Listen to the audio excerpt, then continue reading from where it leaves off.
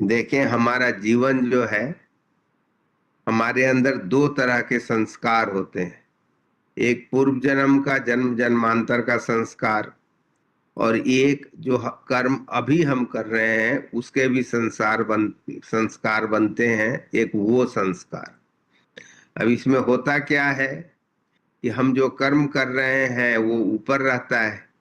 जैसे अगर आप बैंक से कर्ज लें तो एक पुराना कर्ज है जिसका आप ईएमआई भर रहे हैं, और नए कर्ज और ले रहे हैं, या नए डिपॉजिट कर रहे हैं। कर्म दोनों प्रकार के होते हैं। पर परम पूज्य गुरु महाराज की यह साधना धीरे धीरे हमारे विचार को ऐसे बदलती है। अगर हम सही ढंग से साधना कर रहे हैं, उनकी याद में रह रहे हैं, तो धीरे धीरे हमारे विचार ऐसे हो जाते हैं कि हम निष्काम कर्म की ओर प्रेरित हो जाते हैं।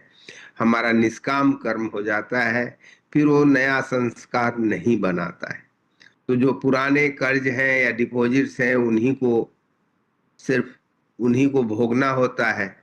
नए हमारे नहीं बनते।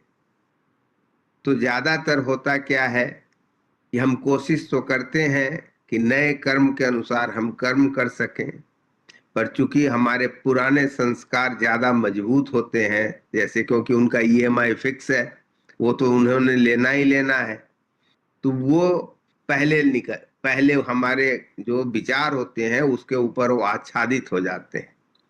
परम पूज्य गुरु महाराज की साधना क्या करती है, उसके ऊपर एक तरह की छतरी बन जाती है। उन संस्कारों के ऊपर एक तरह की छतरी जब बन जाती है, एक तरह से जैसे कि कुछ हो, उसको आप किसी बैग में बंद कर दें, नीचे रख दें, तो धीरे धीरे वो होता क्या है कि अगर नीचे जमीन में रख दिया, धीरे धीरे वो गल के सड़ के अपने आप समाप्त हो जाता है। वास्तव में अगर आप सही ढंग से साधना कर रहे हैं, उनकी याद में रह रहे हैं, तो निश्चित तौर पर पुराने संस्कार धीरे धीरे उनके ऊपर एक चादर सी छाने लगती है, जो उनको अपने कब्जे में रखना शुरू कर देती है। और तब धीरे धीरे हमारा जैसे जैसे विचार गुरु प्रेम बढ़ता चला जाएगा, वैसे वैसे उसका असर समाप्त होता चला जाएगा। पर होना तो है ही, उसे समाप्त तो करना ही पड़ेगा। बगैर समाप्त किए न संस्कार समाप्त होंगे नहीं, और अगर नहीं होंगे तो उन्हें भोगना तो पड़ेगा ही, चाहे हम कुछ भी कर लें। तो होता क्या है कि हमारे विचार, ये होता कैसे है, होता ऐसे है कि वो सुख दुख तो हमारे साथ रहेगा, हमारे साथ होगा, उसमें कहीं कोई दो राय नहीं है। लेकिन हमारा जो बुद्धि, हमारा जो मन उस सुख दुख को महसूस कर रहा है, वो वहां पर एक तरह का समझिए कि वो एनेस्थीसिया लग जाता है।